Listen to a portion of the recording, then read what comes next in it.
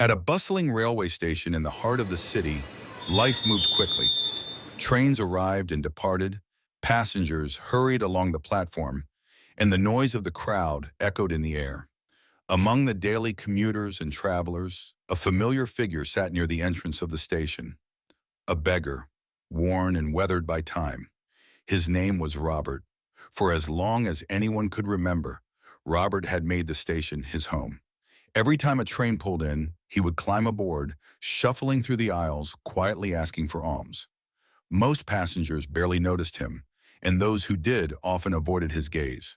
But Robert persisted day after day, hopeful for the few coins that would sustain him. One afternoon, as Robert sat by the station gate, he noticed a man stepping onto the platform. This man's appearance was striking. He wore a crisp pant coat, his shoes gleamed, and his posture exuded confidence. Robert's eyes lit up. This man looked wealthy. Perhaps today, Robert thought, he might receive more than just a few coins. Robert approached the man with his usual outstretched hand and soft plea. "Sir, could you spare some change?" he asked humbly. The man in the pant coat paused, studying Robert for a moment. There was a peculiar glint in his eyes, something that suggested curiosity rather than pity. "You're always begging," the man said. "Tell me, do you ever give anything to anyone?" Robert was taken aback by the question. He blinked, unsure how to respond. "Sir," Robert stammered, "I'm just a beggar. I have nothing to give. If I had anything, would I be asking for alms?" The man nodded thoughtfully, but did not reach for his wallet.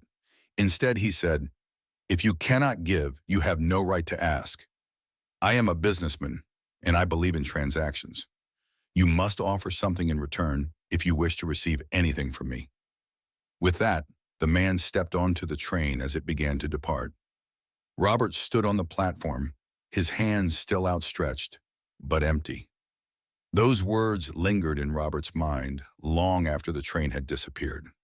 The man's message struck something deep within him. He wondered if the reason he received so little was because he never offered anything in return.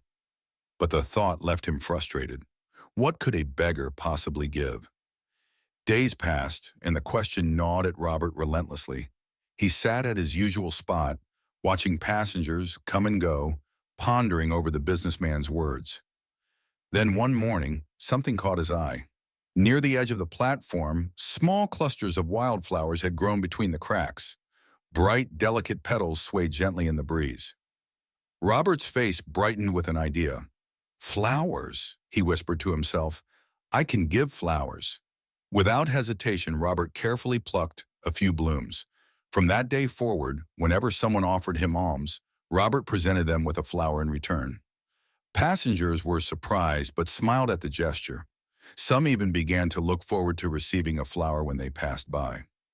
Over time, Robert noticed something remarkable. More people started giving him money. The flowers, though simple, brought joy to those who received them. But Robert also discovered that when he ran out of flowers, the alms stopped. One day, as he distributed flowers with his usual quiet determination, Robert saw a familiar figure sitting on a train. It was the same businessman in the pant coat. Without hesitation, Robert approached him. "Sir," Robert said, holding up a flower, "today you must give me alms. I have something to offer you in return." The man smiled, reaching into his pocket. He placed a few coins in Robert's hand, and Robert handed him a flower in exchange. "Ah," the businessman said with a chuckle, "today you have become a businessman like me." As the train rolled away, those words settled in Robert's heart. He gazed at the sky with newfound hope. "I am not just a beggar," Robert whispered. "I can be a businessman. I can change my life." Months passed, and Robert was no longer seen at the station. Some thought he had left, others assumed the worst. But 6 months later, at the same railway station, two well-dressed men stood near the platform, waiting for a train. One of them extended his hand to the other. "Do you recognize me?" he asked. The second man shook his head. "I'm afraid not." "We've met before," the first man said with a warm smile. "Twice, in fact. I am the beggar you once spoke to here at this station. Your words changed my life. I started selling flowers, and today I own a large flower business. I'm heading to another city for work. The businessman's eyes widened with recognition. I told you, he said with pride, nature rewards those who give.